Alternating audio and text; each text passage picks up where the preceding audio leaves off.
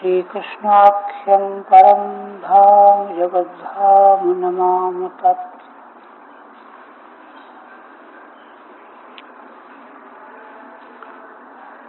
परम आदरणीय यति वृंद, भक्त वृंद एवं श्रोत्र,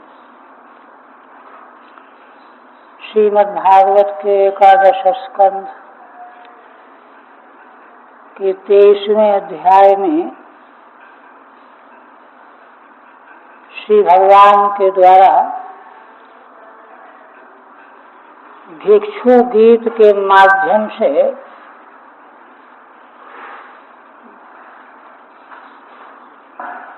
संसार के समग्र दुखों के सहन करने की शक्ति का प्रतिपादन किया जा रहा है। अवंती के उस भिक्षु ब्राह्मण ने धन के नष्ट हो जाने पर भगवान की कृपा से दुखापन्न होकर के वैराग्य को प्राप्त हुआ और उसने देवताओं से प्रार्थना किया कि मेरे ऊपर अनुग्रह करें, अब मैं शेष जीवन आत्मानुसंधान में लगा हूँ। संन्यास लेने के बाद उसको स्वभावतः दुष्ट लोग पीड़ा पहुंचाने लगे, अनेक प्रकार की यातनाएं, दुख दी। अंत में आध्यात्मिक, आदि भौतिक, आदि दैविक तीनों प्रकार के दुखों से अनुभव करके उस भिक्षु ने एक गीत गुनगुनाया। उसने ये पक्का समझ लिया कि ये सारे सुख दुख शोक मोह आदि मेरे प्रारब्ध कर्मों के अवश्यम भावी फल हैं, परिणाम है। इनको भोगे बिना जीव बच नहीं सकता, तो इसलिए इनको मैं शांत होकर के क्यों न भोगूं। बस इसी निश्चय ने उसको किसी प्रकार की प्रतिक्रिया से रहित बना दिया। और जब गुनगुनाने लगा वह भिक्षु, तो उसमें पूर्व में 8 श्लोकों के द्वारा मन को ही समग्र संसार का मूलभूत केंद्र स्थापित किया। सारे साधन जो हैं मन को ही निगृहीत करने के लिए हैं। तप, दान आदि धर्म आदि का आचरण यदि मन को शांत नहीं कर पाया तो व्यर्थ। ऐसा कहते हुए उसने मन से ही संसार के समग्र पदार्थों का प्राकट्य,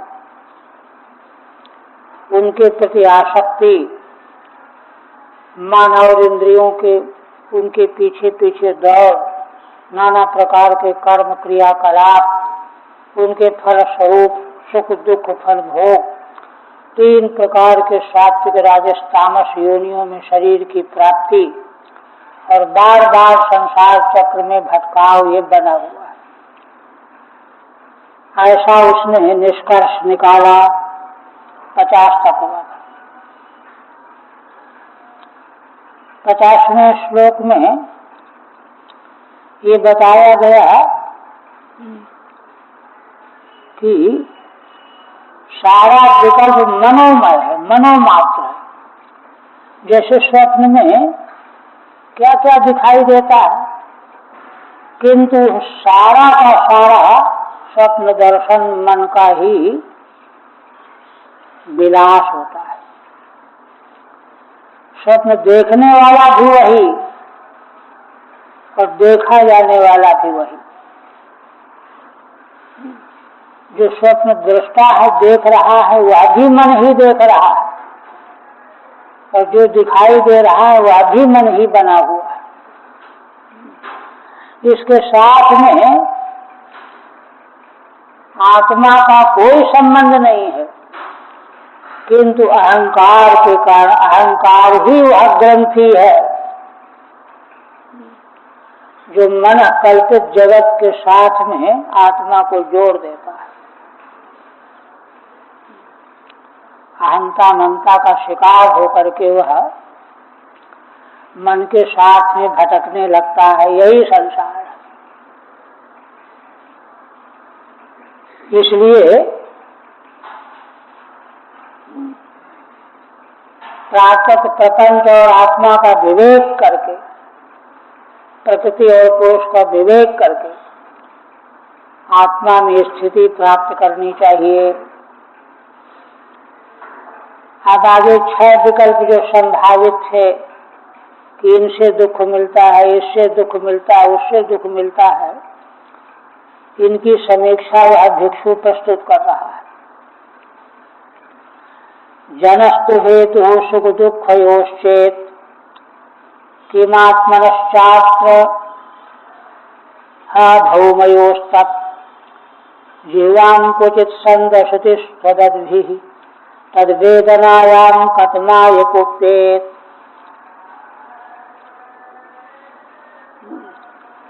भिक्षु ब्राह्मण कहते हैं कि यदि कोई यह कल्पना करे कि जन माने दूसरे मनुष्य, देवदत्ते गदत्तादि कोई भी, ये हमको सुख दे रहे हैं, ये दुख दे रहे हैं, सुख दुख के हेतु दूसरे मनुष्य हैं,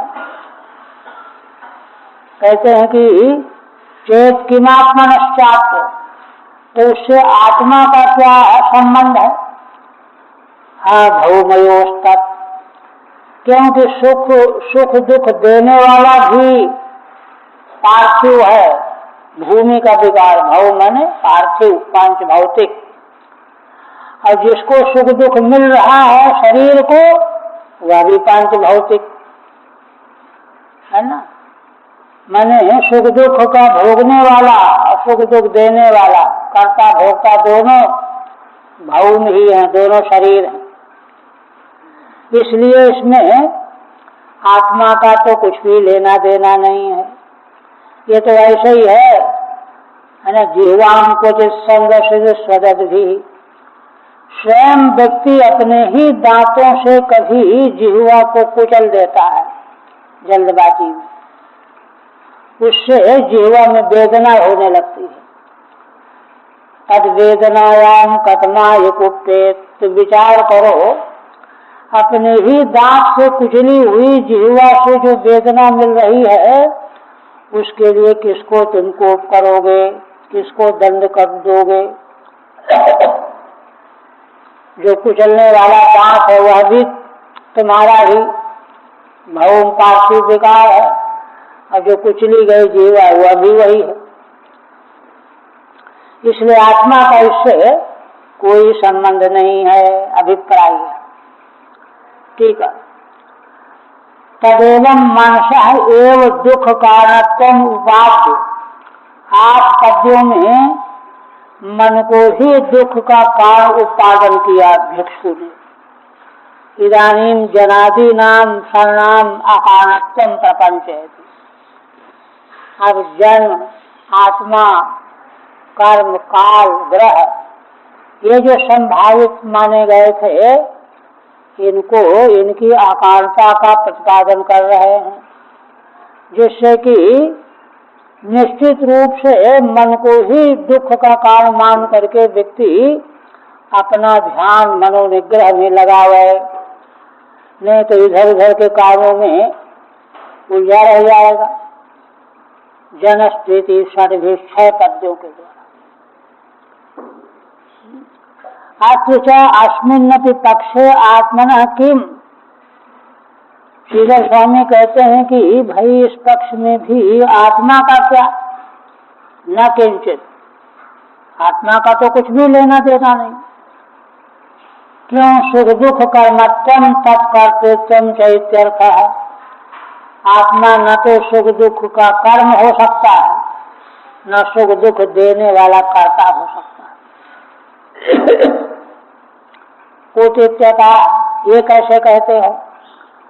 कहते हैं हा इत निश्चितम भौमयोर विकारयोर देहयोस्तत्, क्योंकि दोनों भूमि के विकार हैं। जिस व्यक्ति के द्वारा दुख मिला हुआ माना जाता है वह भी, और जिस शरीर को दुख मिलता है वह भी।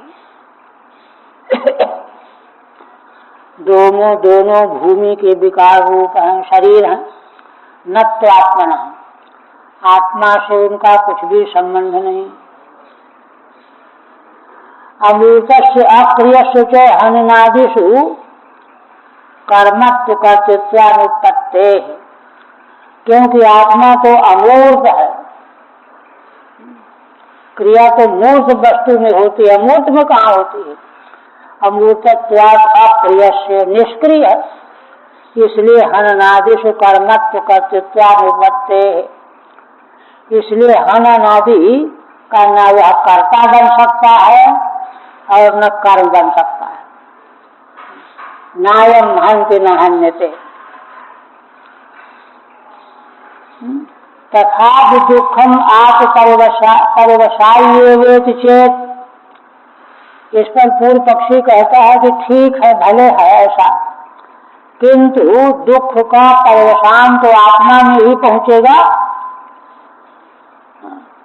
परवशायेवेति चेद एवमपि परमात्मनः उभयत्वात् एकत्वात् न कोप विषयोऽस्ति। इस पर भी कहते हैं, देखिए ये बात क्या कह रहे हैं।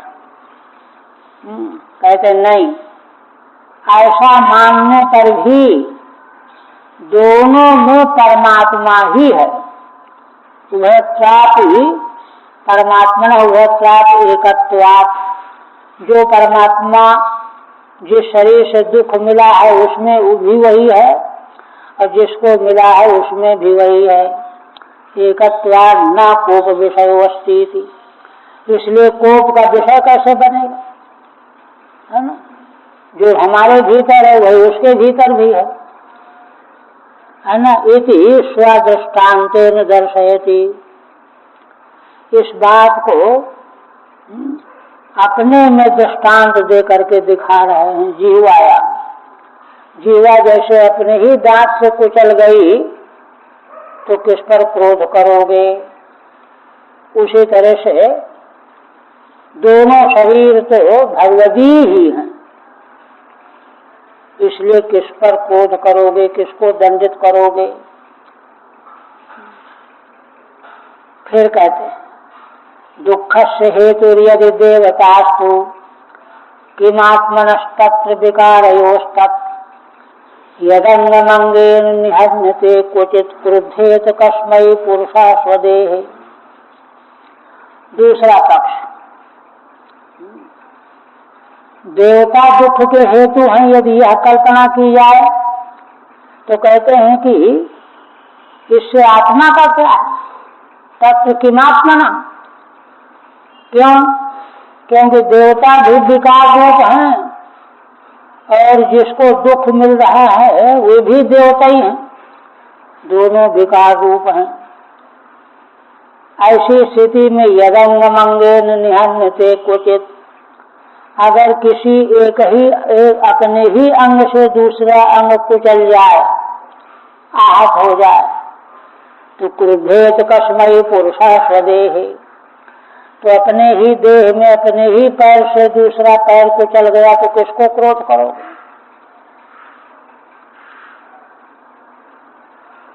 श्री स्वामी कहते यदि देवता अस्तुनाम, कहते हैं ये देवताओं को सुख दुख का हेतु माने, ठीक है। तत्रापि पक्षे आत्मना किम, देवता पक्ष में भी आत्मा का क्या लेना देना है?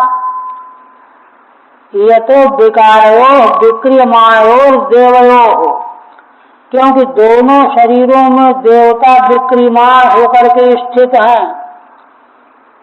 इंद्रियों में देवता ही तो आधिदैविक अंश के रूप में है ना।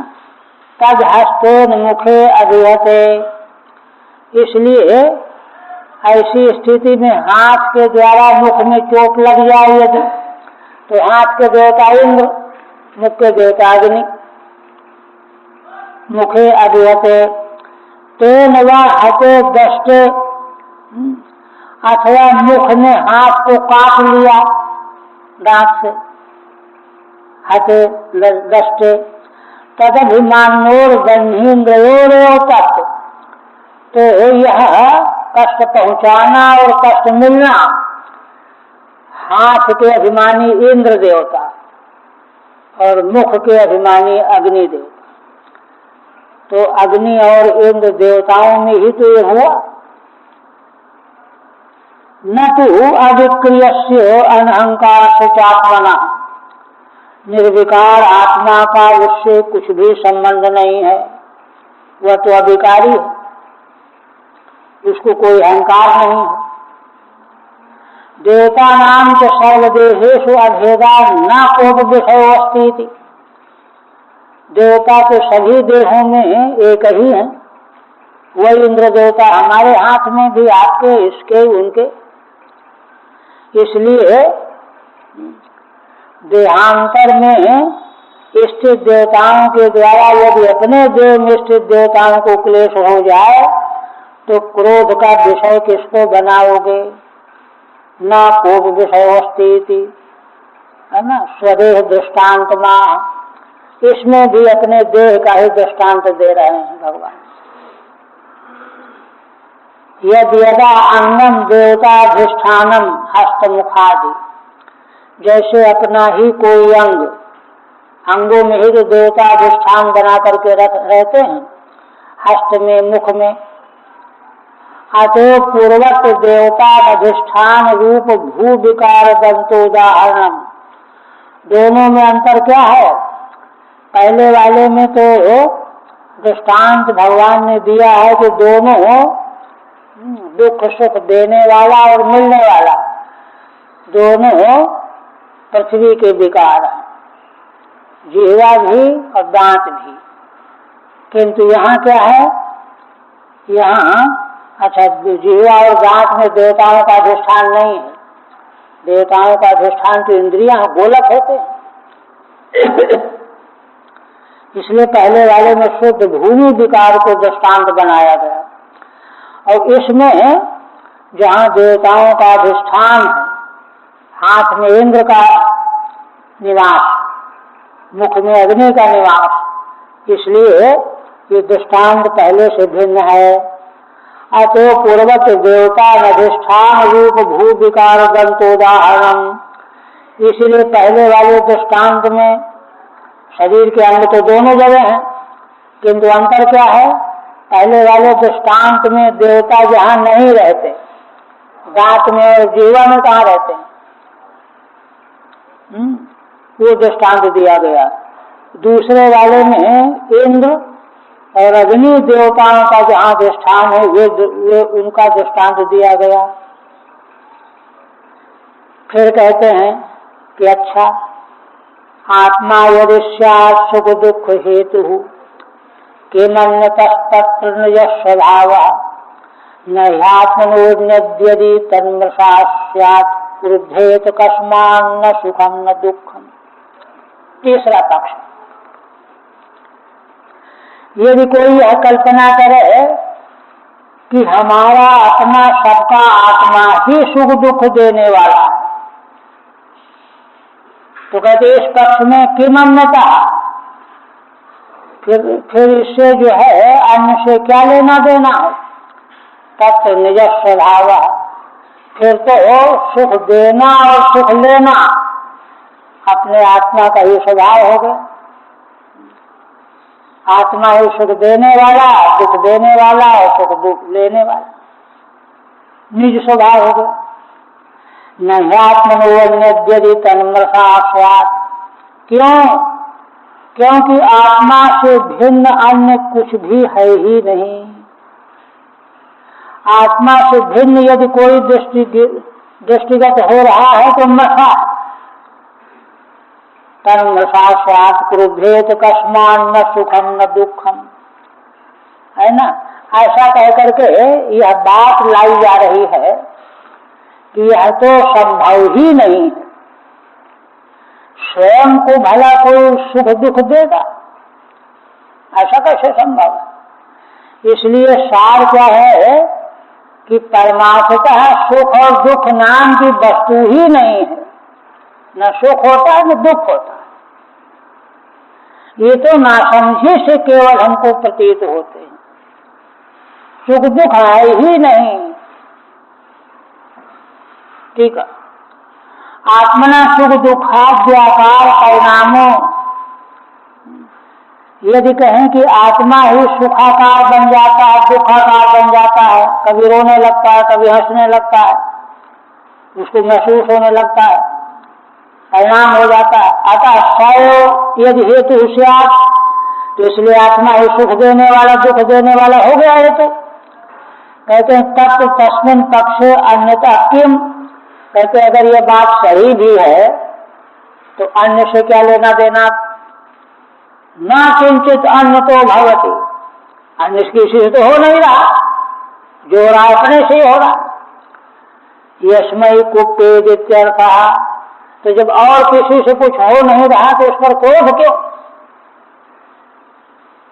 यह तो निज एवं स्वभाव आता, क्योंकि आत्मा तो निज अपना ही स्वभाव है, आत्मा से सुख दुख मिलना, है ना। नन्वात्मनः तथा परिणामो अन्य निमित्त भवति। फिर पूर्व पक्षी कहने लगा कि आत्मा में जो सुखाकार वृत्ति दुखाकार वृत्ति की अनुभूति होती है, इसमें केवल आत्मा जिम्मेदार नहीं है, कोई न कोई दूसरा निमित्त भी है जो सिखा करके सुखी दुखी बना देता है। निमित्तो भवति अतो अस्य को विषयित चेत, तो जो निमित्त बन करके सुख दुख दिलाने वाला है वह क्रोध का विषय बन जाए। कहते नहीं, नहीं थी आत्म व्यतिरिक्तम नास्ति, आत्मा से व्यतिरिक्त तो और कुछ है ही नहीं जो निमित्त बनने वाला हो। यदि स्याद अस्तित्व प्रतीयत, क्योंकि आत्मा से अतिरिक्त अगर कुछ होता तो उसकी प्रतीति होती, किंतु प्रतीति होती नहीं, इसलिए है ही नहीं। तब मृषाई, इसलिए उसकी कल्पना जो हो रही मृषा ही है, मिथ्या ही है। जिन जिन के होने की संभावना थी, है ना, मनुष्यांतर देवता काल, ये सब तो संभव है, इसलिए उन पर विचार कर लिया गया। किंतु आत्मा से भिन्न अन्य कोई वस्तु नहीं है ना। नशयु अतः कस्मात् हेतु कुप्येत, इसलिए किस हेतु से किसी निमित्त को ढूंढ करके क्रोध करेगा व्यक्ति। यह तो नास्ति निमित्तम न तो सुखम दुखम च इत्यर्थः, क्योंकि ना तो कोई निमित्त ढूंढने से मिला आज तक, इसलिए सुख दुख भी नहीं है। फिर कहता है भिक्षु, ग्रहानिमित्तम सुख दुःखयोश्चेत् किमात्मनो वजस्य जनस्य ते वै ग्रहैर्ग्रहस्यैव वदन्ति पीडां क्रुद्धेत कस्मै पुरुषस्ततोऽन्यः। यदि यह कहा जाए कि ग्रह जो है सुख दुख के निमित्त हैं, ग्रहानिमित्तम सुख दुःखयोश्चेत्, तो कहते हैं इससे आत्मा का क्या लेना देना? किमात्मना, आत्मा तो अजन्मा है ना। जनस्य ते वै, जन्म लेने वाला तो देह है ना। तो जन्म लेने वाले देह को ग्रहों के द्वारा सुख दुख मिला तो हो सकता है, किंतु आत्मा का तो, अजन्मा आत्मा का तो ग्रहों से सुख दुख मिलने का कोई हेतु नहीं है। ग्रहैर्ग्रहस्यैव वदन्ति पीड़ाम् क्रुद्धेत कस्मै पुरुषस्ततोऽन्यः। क्योंकि ग्रहों के द्वारा ग्रह को ही पीड़ा पहुंचा करती है। जो ग्रह विज्ञान के वेत्ता है ना, ग्रहों का जो गणित जानते हैं, ज्योतिष शास्त्री, वे यही कहते हैं। इसलिए क्रुद्धेत कस्मै पुरुषस्ततोऽन्यः, उन दोनों ग्रह पीड़ा देने वाले और पीड़ित होने वाले दोनों ग्रह जो शरीर में बैठे हुए, उनसे तो आत्मा अन्य है। तथा अन्य पुरुष आत्मा, इसलिए किसके प्रति क्रोध करेगा व्यक्ति। ठीक है। गृह पक्षेपि अजस्यात्मना किम, ग्रह सुख दुख देने वाला है, इस पक्ष में भी अजन्मा आत्मा का आत्मा से क्या लेना देना है। ये तो जन्यते इति जनः देहा, क्योंकि जो उत्पन्न होने वाला है उसको जनः कहते हैं, देह को। तस्यैव जन्म लग्नापेक्षया, उस देह का ही जन्म की लग्न की अपेक्षा से, किस लग्न में जन्म हुआ बालक का, इसके ग्रहों का योग कहाँ कहाँ किन किन जगहों पर है। द्वादश अष्टमादि राशि राशिस्था है ना, 12 राशियों में 8वें है ना, चौथे तीसरे स्थान पर उनका स्थान जहाँ नियत है, तो यही तो ज्योतिषी बताते हैं कि अमुक स्थान पर इन इन ग्रहों का योग हो रहा है, उस ग्रह की दृष्टि पड़ रही है, इसलिए दुख मिल रहा है। शनिश्चर की दृष्टि पड़ रही, इसलिए इतने दिनों तक दुख मिलेगा। सुख दुखयोर निमित्तम भवन्ति, इस प्रकार से देह से संबंध हुआ ग्रहों का। किंच अंतरिक्षस्थैर ग्रह ही, दूसरी बात और, अंतरिक्ष में स्थित जो ग्रह है, बुध शुक्र शनि आदि है ना, तत्स्थस्य ग्रहस्यैव पादाभाग दृष्टया विभेदैहि, उन्हीं अंतरिक्ष में स्थित ग्रहों का चौथाई भाग, आधा भाग, आंशिक भाग जो है ना, जन्म लग्न में संबंधित होता है। उसी भेद से पीड़ा में फर्क आता है कि यह नक्षत्र जो है इतने समय तक जो है इससे जुड़ा रहेगा, इसलिए इतने दिनों तक दुख मिलेगा। यह ज्यादा दिनों तक रहेगा तो यह ज्यादा दिनों तक दुख देगा। वदन्ति दैवज्ञा है ना, दैवी उपदेश, दैवज्ञ लोग, ज्योतिषी लोग यही कहते हैं। न तो ग्रह कोण आदि स्थित, अगर कोई ग्रह किसी कोण में अलग कहीं स्थित हो तो उससे थोड़ा किसी को दुख मिलता है ना। तद्दृष्ट गोचरस्य पुरुषस्य, क्योंकि वह तो दृष्टि में आता ही नहीं। जिस पुरुष को ग्रह कोण में स्थित ग्रह देखा ही नहीं रहा, उसको कैसे दुख मिलेगा। इसलिए विशेष स्थान पर स्थित रह करके ही ग्रहों के द्वारा प्राणियों को दुख मिला करता है। ग्रहगतैव तु पीड़ा, दूसरी बात और कहते हैं कि पीड़ा जो होती है वह भी ग्रह को ही होती है।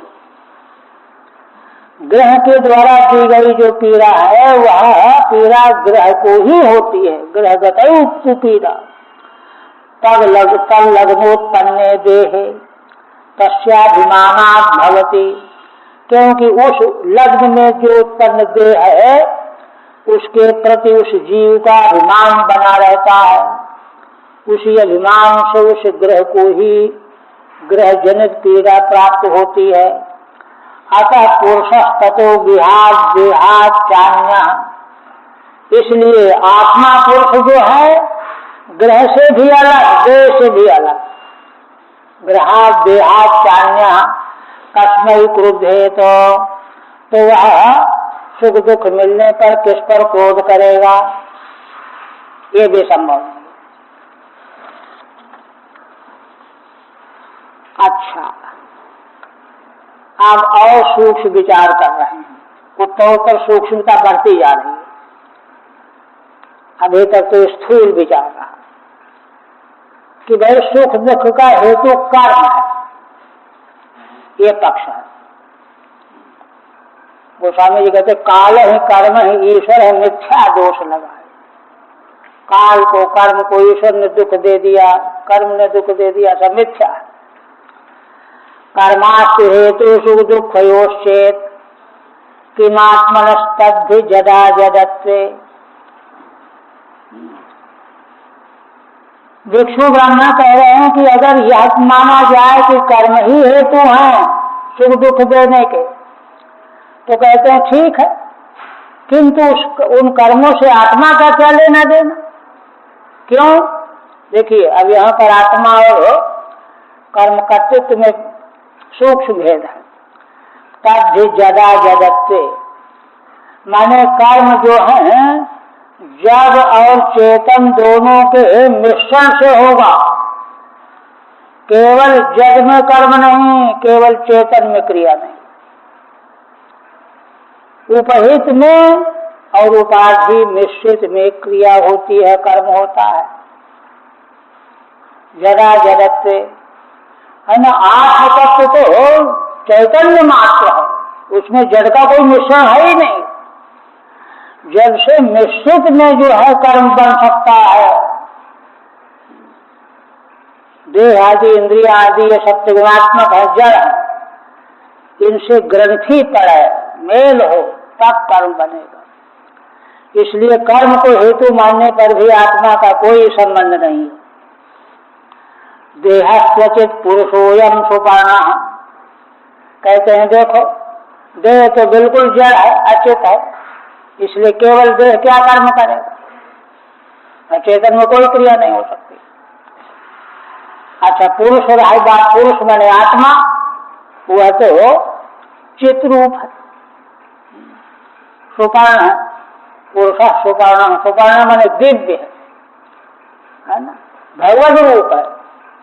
चेतन तत्व तो भगवद रूप है। क्रुद्धेत कस्मई नहीं कर्म मूलम, तब भला बताओ कि फिर सुख दुख पा करके किस पर क्रोध करोगे। कर्म का मूल न तो देह से संबंधित है न आत्मा से संबंधित है, यह तो जड़ चेतन दोनों के मिश्रण से संबंधित है। टीका में स्पष्ट कर दें। कर्म हेतुश्चेत आस्तु इति असूयोपगम।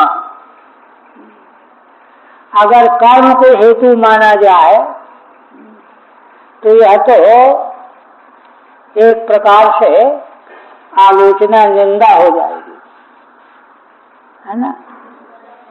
क्योंकि देखो यहाँ पर बात यह है कि मीमांसुक तो कर्म को ही सब कुछ मानते हैं, उन्होंने तो ईश्वर को भी अंगीकार नहीं किया, इसलिए अलग बात है। किंतु कर्म को हेतु मानने वाले जो मीमांसक हैं, उनका पक्ष सुख दुख फल देने के संबंध में संगत नहीं है। क्यों? किमात्मनस, क्योंकि अगर कर्म को हेतु माने सुख दुख का, तो आत्मा का उनसे क्या लेना देना। तद्धि जड़ा जगत्वे, कर्म की संभावना तो जड़ और चेतन दोनों के मिश्रण से हो। और देहस्त्वचित पुरुषोयम पुराण, टीका छोड़ दिया ना। कर्मयु नास्ति असूयोपगमा, कर्मयु नास्ति। कर्म जो है आत्म दृष्टि से है ही नहीं, न शरीर दृष्टि से कर्म संभव है, न आत्म दृष्टि से कर्म संभव। कर्म है नहीं। उतस्त हेतुत्वमिति, इसलिए हेतु कैसे बनेगा। तदा, इस पर कहते ही अस्मात् कर्म एकस्य जड़ा जडत्वे सति स्यात्। कह रहे हैं देखो, क्योंकि कर्म एक कोई ऐसी वस्तु चाहिए जो जड़ भी हो और चेतन भी हो, तो कर्म हो। सतिस्यात्, क्यों? दोनों के चाहिए। जड़त्वात् विकारित्वोपपत्ते है, जड़ होने से विकारित्व आ जाएगा, विकारी होगा। और अजडत्वात् हितानुसंधानता प्रवृत्ति संभवात्, और चेतन होगा तो हित का अनुसंधान करने से हित चाहेगा, भाई ये कर लिया जाए तो इससे ऐसा हो जाएगा वैसा हो जाएगा। दोनों की अनिवार्यता है। अच्छा, विकारित्व की बात जो है, विकारित्व की बात का मतलब यह है कि कर्म जो है अपने आशय को विकृत किए बिना होता ही नहीं। दौड़ोगे तो पसीना आ जाएगा, थकावट आ जाएगी, ये चीज। अच्छा, चेतन होगा, दौड़ेगा वही जो दौड़ने से कोई लाभ देख रहा है, तो जो चित होगा वही तो लाभ दिखाएगा, लाभ देख कर कहेगा हाँ ठीक है दौड़ो दौड़ो। तो जड़ चेतन दोनों का मिश्रण चाहिए, हितानुसंधान का प्रवृत्ति संभवात्। किंतु यहाँ क्या है?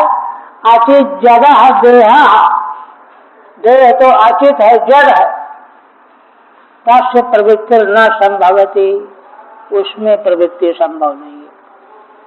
पुरुषस्तु सुपर्णा, और पुरुष तो दिव्य तत्व है, चेतन तत्व है, शुद्ध ज्ञान स्वरूप। अतः कस्मै क्रुद्धेत, इसलिए न तो जड़ देह से कर्म संभव है, न शुद्ध चेतन से कर्म संभव है।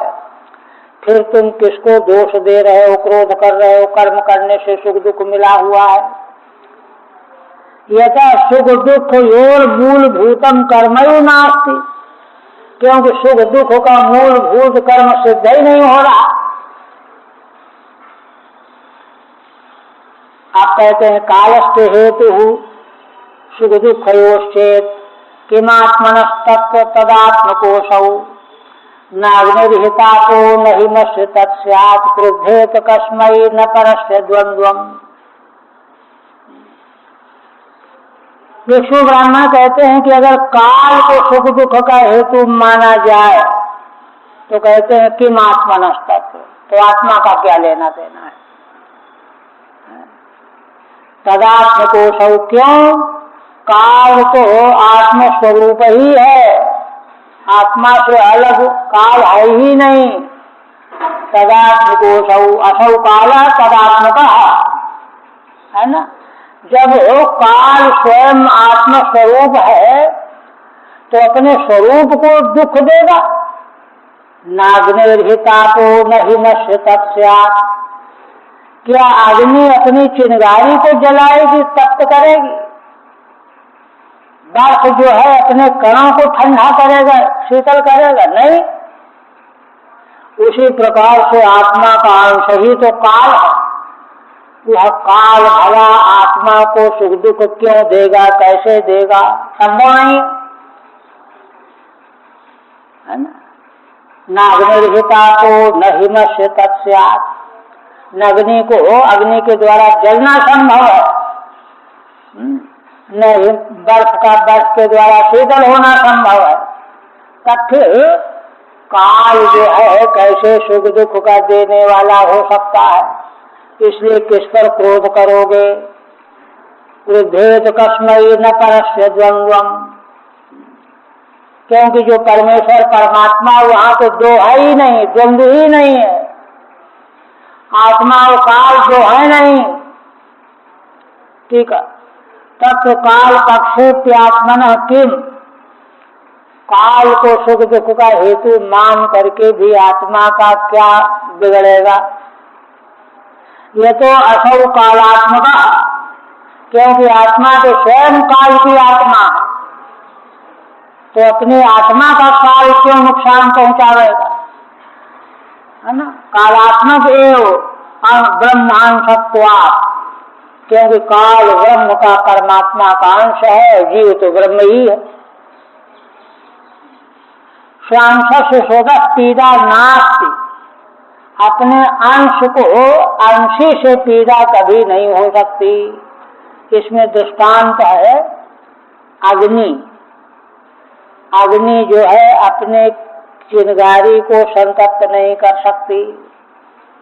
नाग्नि रहे तो तदंश ज्वालादेश तापा, अग्नि के द्वारा उसी का अंश जो ज्वाला है लपट, उसको संतप्त नहीं किया जा सकता है ना। दाह तो नाश हो, दाह से नाश नहीं होगा कि ज्वाला का नाश हो जाए अग्नि के ताप से। तत्वोपाद भूत का स्थान दाहार नाश। अच्छा, इसमें एक संदेह होता है कि देखो ज्वाला, अग्नि की ज्वाला की उपाधि है काष्ठ। काष्ठ जल जाए तो ज्वाला खत्म हो जाएगी, तो नाश हो गया कि नहीं हो गया। तत्वोपाद भूत का स्थान दाहात, काष्ठ के अंश का दाह हो गया तो ज्वाला खत्म। नाशादित दृष्टान्तांतर मान, इसलिए दूसरा दृष्टांत देते हैं पक्का करने के लिए। हिमस्य तच्छैत्यम, हिम माने बर्फ में जो शीतलता है, तदंश से तुषार कणस्य, उसी का अंश है तुषार का कण, है ना। उसको हिम नष्ट नहीं कर सकता, अपने ही अंश कण का नाश हिम कैसे करेगा। नाशगंध स्यादित्यर्थ। इस प्रकार से काल कभी भी आत्मा को दुख नहीं दे सकता। किंच आस्थानंशत्वम वस्तुतः पर एवायम न च परस्य द्वंद्वम सुख दुखादिकम अस्ति। पुनः कहते हैं कि दूसरी बात और है आगे बढ़ करके। कहते हैं कि अभी तो दृष्टांत अंशांशी भाव को लेकर के दिया गया, किंतु परमार्थ में तो अंशांशी भाव भी नहीं है। यह तो आत्मा परात्पर ब्रह्म ही है, काल भी वही है। न च परस द्वंद्व सुख दुख आदिकम अपीति। तो जो पर तत्व है उसको द्वंद्व सुख दुख आदि कभी भी संभव नहीं है, हो ही नहीं सकता।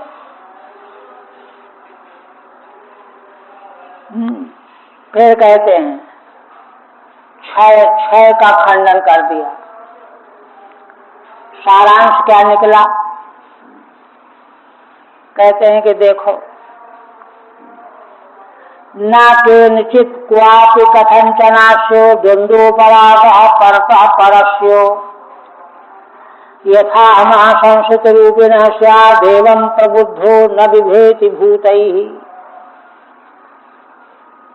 भिक्षु ब्राह्मण कहते हैं कि कोई मान लो अन्य कोई हेतु की संभावना कर रहा हो क्षय के अलावा, तो सब का एक साथ खंडन कर रहे हैं, है ना। न केनचित, किसी के द्वारा भी, कोटि माने कहीं भी, कभी भी, किसी प्रकार से भी अन्य किसी के द्वारा आत्मा को सुख दुख नहीं पहुंचाया जा सकता। द्वंद्वोपरागः परतः परस्य। देखिए क्यों? क्योंकि आत्म तत्व तो असल में परात्पर तत्व है, पर से भी परे है, उसको तो कोई छू ही नहीं सकता। वहां किसी की गति ही नहीं है, उसको कौन जाकर के सुख दुख देने वाला हो सकता है। कहीं से कोई भी, कहीं भी, कभी भी, किसी प्रकार भी, है ना। परात्पर आत्म तत्व में द्वंद्व का उपराग संभव ही नहीं है, एक क्षण के लिए भी, बिल्कुल भी। यथा महासंसित रूपिणः स्यात्। आप कोई कहेगा कि अरे हम तो मरे जा रहे हैं दुख के मारे, तुम कहते हो कि संभव ही नहीं है। उस पर कहते हैं कि देखो समझो बात को। यथा अहम, अहम माने अहंकार से षष्ठंत है, अहंकार षष्ठंत है। संसित रूपेण, यह अहंकार ही संस्कृति रूप बना हुआ है। संस्कृति तो मन ने बनाई है, उसको अपने गले में धारण किए है विजय माला की तरह से अहंकार, मैं, ये सारा द्वंद्व पराग उसी को है जो बीच में है, अनात्मा और शुद्ध पुरुष आत्मा के बीच में है। स्यादेवं प्रबुद्धो न विभेति भूतैहि, इसलिए भिक्षु महाराज कहते हैं इस प्रकार इस रहस्य को जान लेने पर और जान करके जग जाए, इस तरह से प्रबुद्ध हो जाए, जग जाए। देखिए स्वप्न में जब तक स्वप्न देखता रहेगा, आज सुषुप्त अवस्था में पड़ा रहेगा, तो उसको द्वंद्व पराग से बच नहीं पाएगा। कुछ न कुछ उपद्रव देखता ही रहेगा, डरता रहेगा, घबराता रहेगा, भागता रहेगा, हाय हाय करता रहेगा, है ना। जब वह उससे जग जाएगा, जाने तब ही जीव जागा, जग जाएगा, है ना।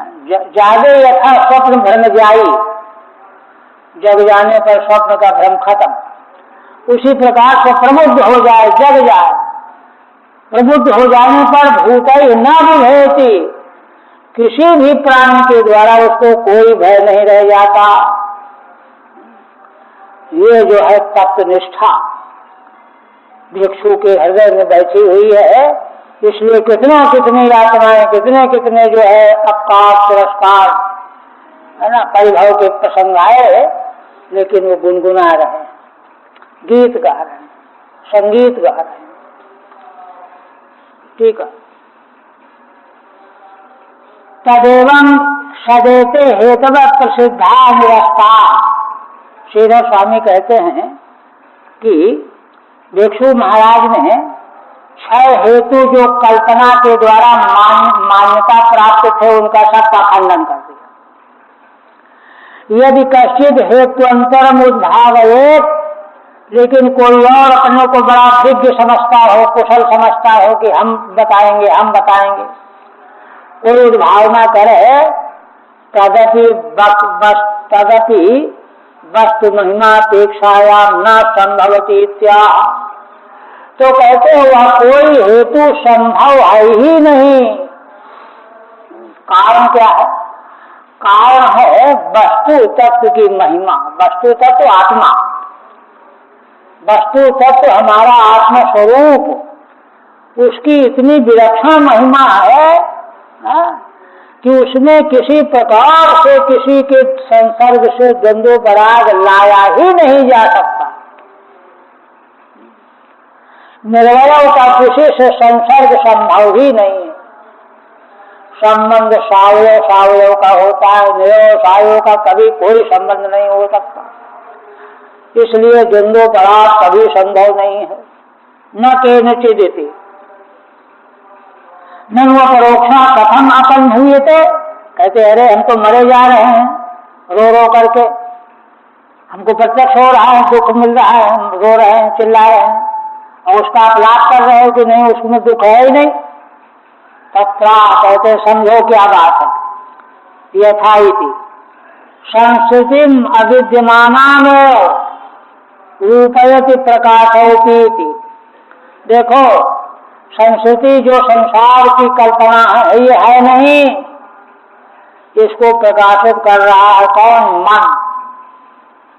तथा तस्य अहमो अहंकारस्य, उसको प्रकाशित करने वाला अहम माने अहंकार।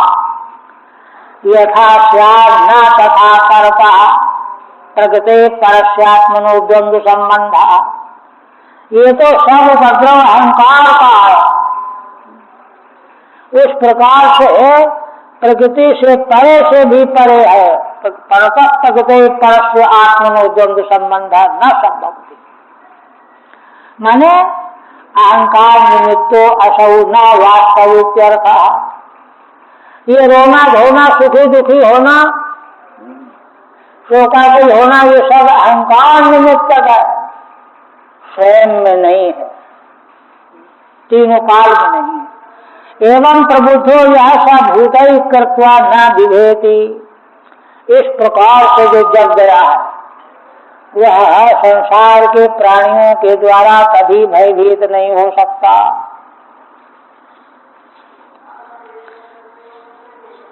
फिर कहते हैं एतां परात्मनिष्ठां अध्यासितां पूर्वतमैर्भाषिभिः अहं करिष्यामि दुरंत पारम तमो मुकुंदां सेवयैव।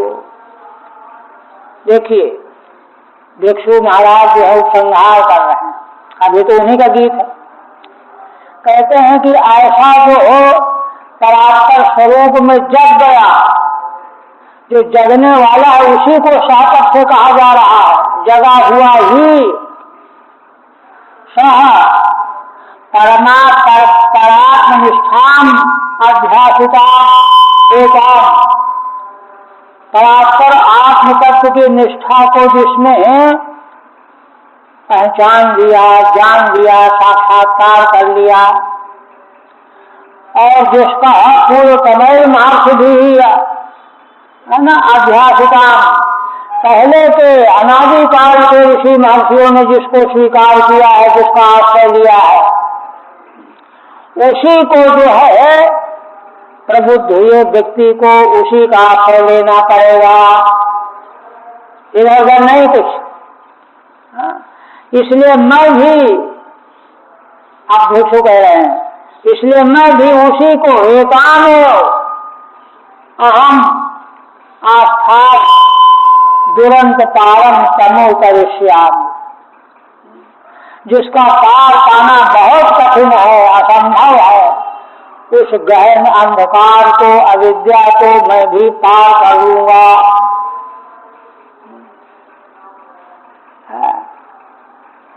तो कहते हैं कि अरे भाई कैसे पार कर लोगे, बड़े बड़े आए डूब गए, बड़े बड़े आए डूब गए। तो एक बात और, मुकुंदां सेवयैव, बल ये है श्री भगवान के चरण कमलों की सेवा के प्रभाव से मैं पार कर लूंगा। भगवान के चरणों की सेवा के प्रभाव से पार कर लूंगा, ये उसको बल है ना। क्योंकि अभिमान के द्वारा जो है उसका पार पाना संभव नहीं है, असंभव है। ठीक है। अतो आमपि तथैव परमात्मनिष्ठतया करिष्यामीत्या, इसलिए मैं भी परम आत्मनिष्ठा के द्वारा पार करूंगा। एकामिति सोहम इत्यन्वयः, क्योंकि मैं भी वही हूँ। आम और सा को मिला दिया श्रीधर स्वामी ने, सह अहम, वही तो मैं भी हूँ, जगा हुआ जो है आत्मा। न इयम निष्ठैव कथम भवेत्, कहते हैं अरे यह निष्ठा ही कैसे प्राप्त होगी। तदा मुकुंद से मुकुंदां सेवयैव, भगवान के चरणों के सेवा से यह निष्ठा मिल जाएगी। और उसके बाद भगवान संहार करते। श्री भगवान वाच निर्विद्य नष्टद्रविरोगतक्रमः प्रव्रज्यगां पर्यतमान वीत्थम् निरानकोषद्भिरपि स्वधर्मादकंपितो मुनिरागाथाम्। श्री भगवान संहार करते हुए कहने लगे कि देखो उद्धव जी, वह ब्राह्मण है ना, नष्ट द्रविड़, जिसका धन नष्ट हो गया था, और धन के नष्ट होने से ही वो गतक्लम हो गया, सारा दुख ही चला गया उसका। सामान्य कहना है ना, नष्ट द्रविड़ अपो गतक्लम, धन नष्ट होने से ही वो गतक्लम हो गया और वैराग्य संपन्न हो गया। निर्विद्य और प्रव्रज्य, वैराग्य हुआ तब संन्यास ले लिया। इत्थम गाम पर्यतमाना, इसी प्रकार से पृथ्वी में भ्रमण करता हुआ। निराकतो सिद्धिरपि स्वधर्मात्, यद्यपि असत दुष्ट लोगों ने उस भिक्षु ब्राह्मण को अपने धर्म से विचलित करने की बड़ी बड़ी चेष्टाएं की, किंतु आकल्पितो मुनिरागाथा, किंतु घबराया नहीं, निष्काम होकर के ऊपर जो कही गई गाथा है इसी को गुनगुनाता रहा।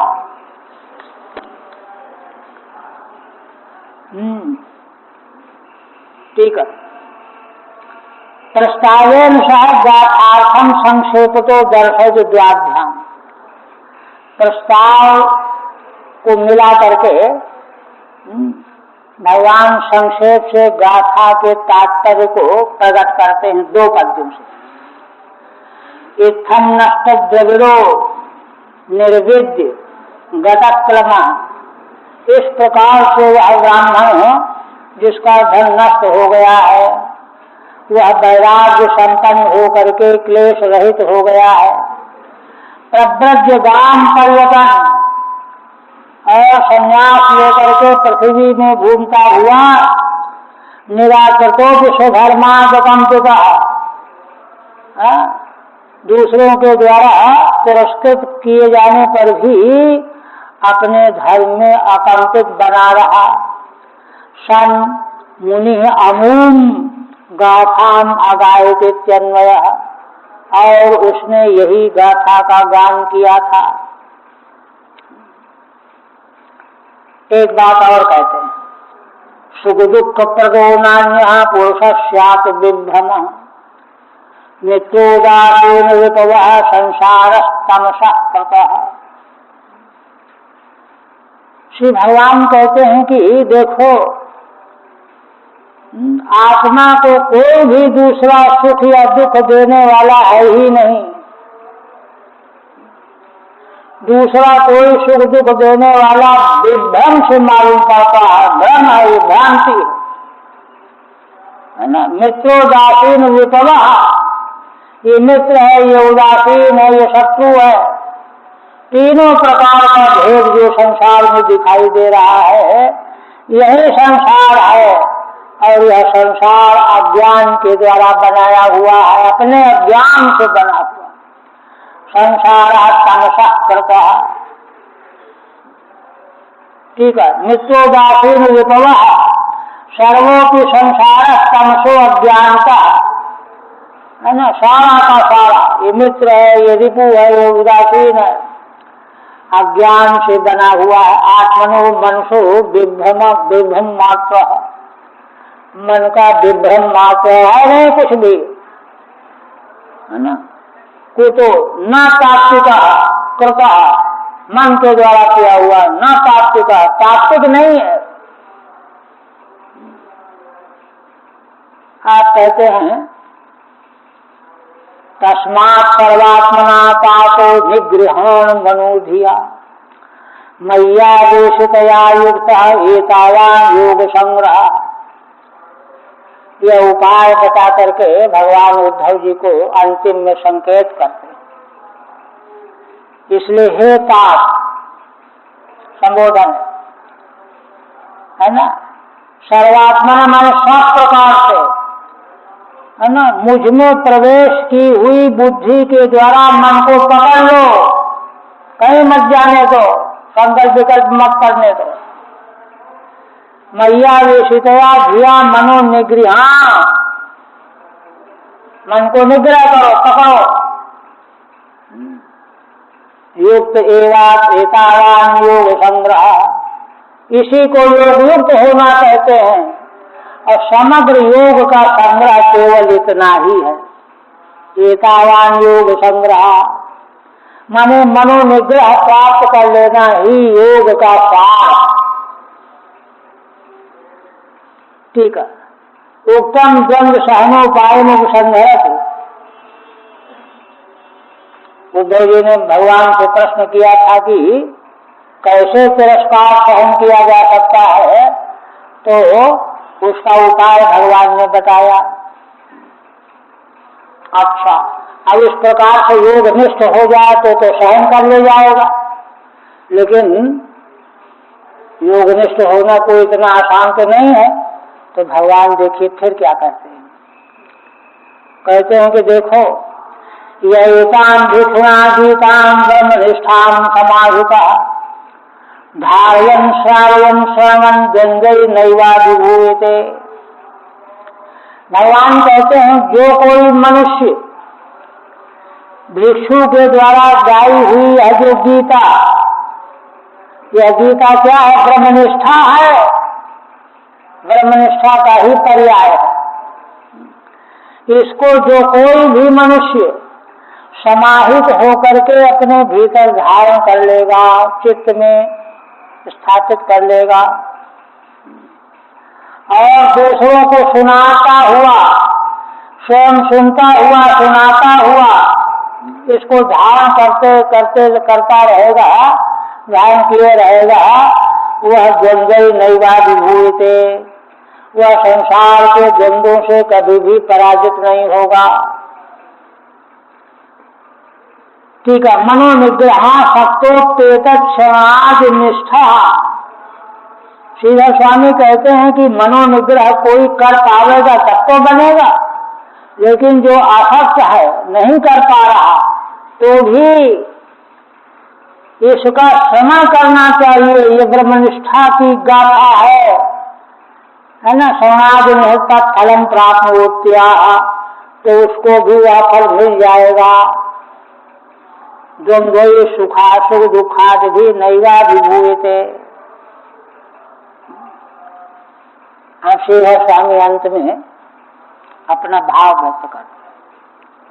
देखिए जहां जहां जिन जिन प्रकरणों प्रसंगों में महत्वपूर्ण विषय आया सब है ना अपना उद्गार व्यक्त किया। तो उसी प्रकार से है ना 4 उपाय बताने हैं। 4 में पहले के अंत में क्या कहते हैं? भिक्षु गीतम मिशम कृत्वा भक्त चित्त गतम हरि।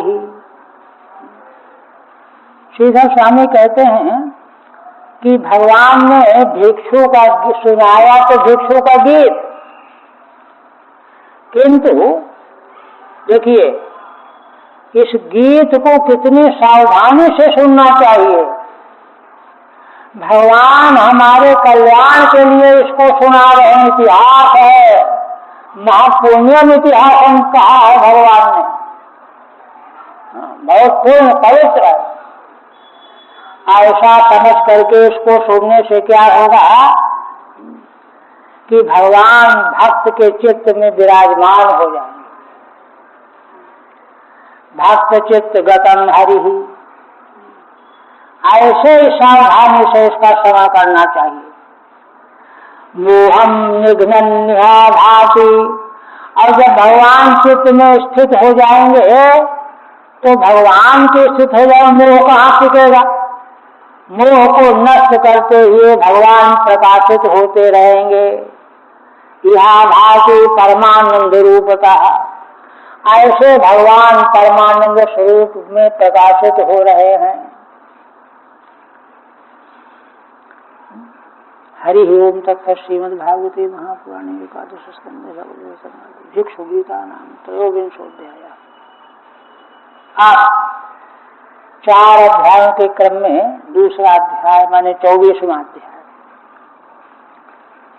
इसमें देखिए क्या विषय है। श्रीधर स्वामी उपक्रम में बता रहे हैं। चतुर्विंशे तो सांख्येनो मनो मोहो निवार्यते आत्मना सर्वभावानाम आगमा पाई चिंतया। श्रीधर स्वामी कहते हैं कि अग्रिम 24वें अध्याय में सांख्य शास्त्र की दृष्टि से सर्वभावा नाम आगमा पाई चिंतया। संसार में जो जो कुछ भी दिखाई दे रहा है समझ में आ रहा है, कार्य कारण प्रपंच जगत, इसका आगम और अपार, आना और जाना, आना और जाना है ना, इन दोनों का सांख्य शास्त्र की दृष्टि से चिंतन करना चाहिए। बार बार चिंतन करना चाहिए। कहते हैं कि चिंतन करने से क्या होगा? अपने मन के मोह का निवारण हो जाएगा। आत्मनः मनोमोहो निवार्यते, मन के मोह का निवारण हो जाए। क्योंकि मोह सकल व्याधुन कर मूला, ते पुन उपजहि बहुसूला। तो मनोमोह जो है उसका निवारण कैसे हो, तो उसके लिए यह विवेक भगवान उपदेश करने जा रहे हैं 24वें अध्याय।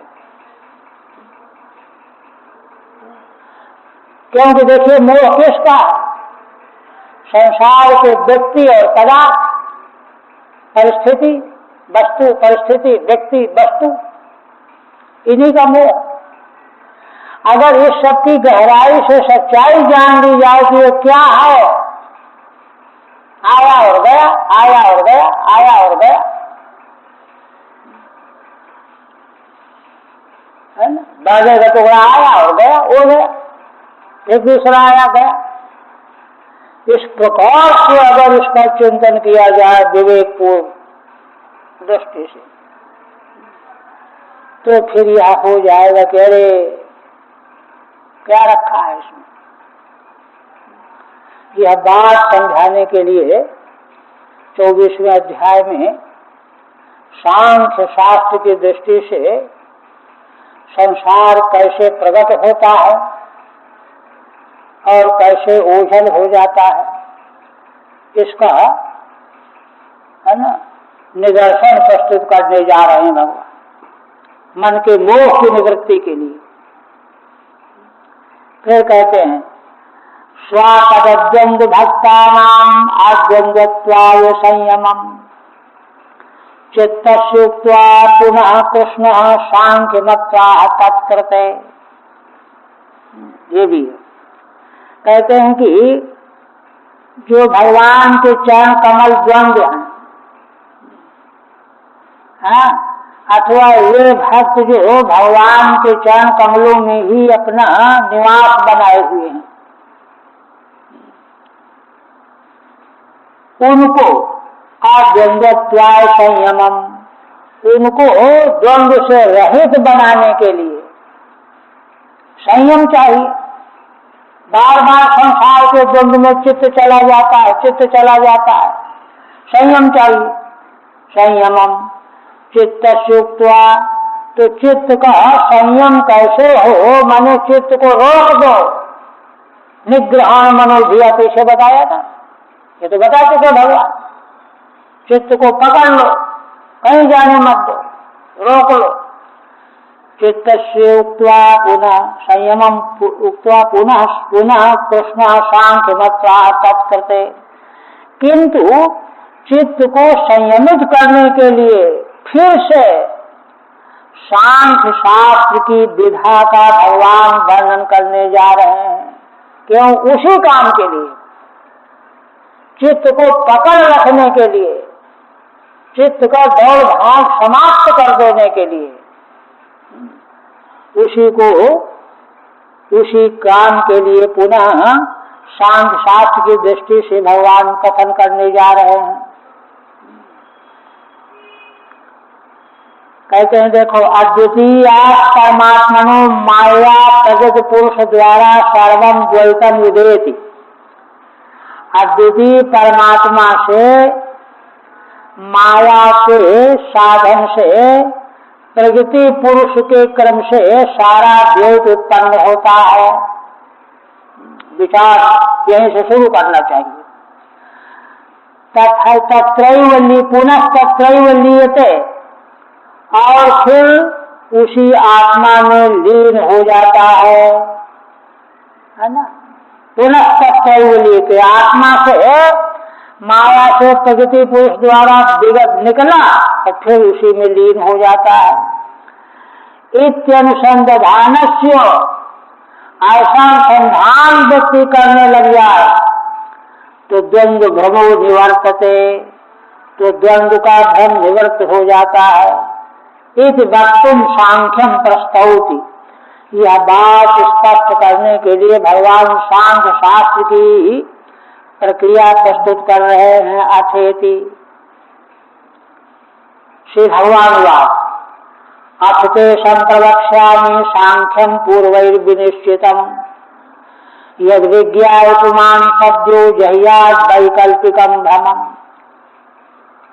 भगवान कहते हैं कि देखो उद्धव जी, पूर्व के आचार्यों ने जो निश्चय किया है उस सांख्य को मैं तुमको बताऊंगा। उसको क्यों बताओगे? कहते यद विज्ञान सद्यो जह्यात् वैकल्पिकम भ्रमम्। देखिए भगवान की शैली देखिए, कहते हैं जिसको जान करके समझ करके मनुष्य शीघ्र ही यह संसार का विकल्पात्मक भ्रम छोड़ देता है। अरे हटाओ, उसको जान करके ये हो जाता है। उस सांख्य का पूर्व आचार्यों का निश्चय मैं तुमको बताऊंगा, सुनाऊंगा। अथो शब्द काटने, अथ शब्द काटने अर्थ में। अच्छा, हाँ ये है अथेति पूर्वई कपिलादि विनिश्चितम। कपिल आदि आचार्यों के द्वारा भगवान के अवतार ही है कपिल, निश्चित। वैकल्पिक माने भेद निमित्त, ये यही विकल्प है, तन निमित्त। भ्रमम सुख दुखाद रूपम, वही तो सुख दुख रूप भ्रम ही तो सुख दुख देता रहता है। देखिए 2-3 पद करना है। कहते हैं देखो आशीष ज्ञान मथो अर्थो एक मेवा विकल्पितम यदा विवेक निपुणा आदौ प्रतियुगे युगे। भगवान कहते हैं कि देखो पहले केवल मात्र समग्र एक ज्ञान ही था, एक मात्र ज्ञान रूप ही पदार्थ था। उसमें किसी प्रकार की विकल्पना की संभावना भी नहीं, एक मेव अविकल्पिता, बिल्कुल एक। कहते किस समय था? कहते यदा विवेक निपुणा, जिस समय विवेक से निपुण लोग होते हैं। एक आदौ माने सृष्टि के प्राकट्य के पहले, 2 कलयुगे, 3 और अयुगे, हाँ माने प्रलय काल में, तो अभी सृष्टि का आरंभ ही नहीं हुआ। 4 दशाओं में अवस्थाओं में केवल एक मात्र है ना अद्वितीय ज्ञान ही रहा करता है, रहा था। देखिए इसमें एक बात भगवान जो कह रहे हैं विवेक निपुणा, इसका अभिप्राय यह है कि जब जब विवेक निपुण लोग होते हैं ऋषि मुनि, उस समय पर भी केवल यही एकमात्र अर्थ रह जाता है। जो विवेक निपुण नहीं उनके लिए तो प्रपंच है, किंतु इनके लिए प्रपंच ही नहीं रहता। ठीक है। अथो शब्द काटने, संपूर्ण रूप में ज्ञानम मन दृष्टा, दृष्टा रूप ज्ञान। तेन दृश्य कृष्णो अत्यर्थश्चाविकल्पितम, उसके द्वारा सारा दृश्य अविकल्पित था, कुछ चिंतना नहीं थी। विकल्प शून्यमेकमेव, माने दृश्य उसी ज्ञान के पेट में पड़ा हुआ था। ब्रह्मण्यो लीन मासूदित्यर्थ, उस ब्रह्म में ही सब कुछ लीन था। कदाचिदेक्षायाम, किस समय की बात भगवान बता रहे हैं? आयुगे, युगेभ्य पूर्वम एक, माने प्रलय।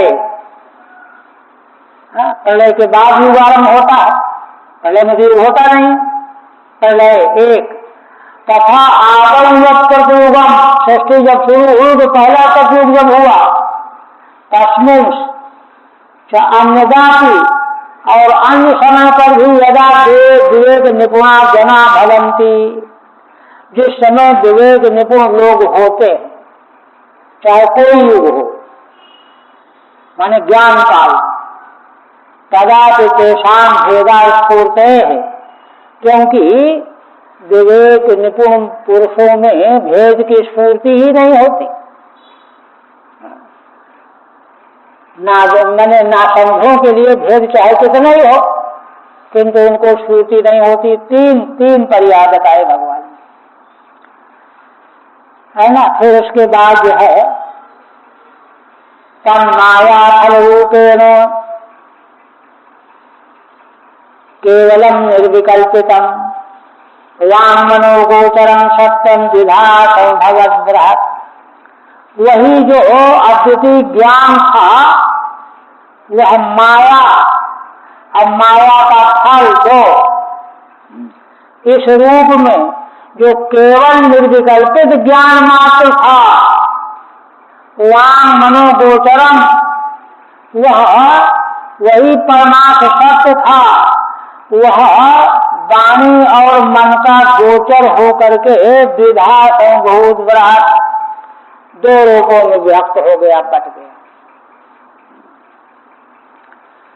ठीक है, तत् बृहत ब्रह्म वांग मनो अगोचरम, शायद अगोचर किया है इन्होंने, माने पहले जो ब्रह्म वाणी और मन का अगोचर था, यथा भवति, तथा माया दृश्यम फलम, और उसके बाद माया दृश्य रूप से फल प्रकट करने वाली, तत्प्रकाश तद्रूपेण, उस रूप से माया विराट रूपेण व विधा अभूत, माने माया और माया का फल उसका विराट प्राकट्य, इस रूप में वह अद्वितीय ज्ञान तत्व ही दो रूपों में हो गया।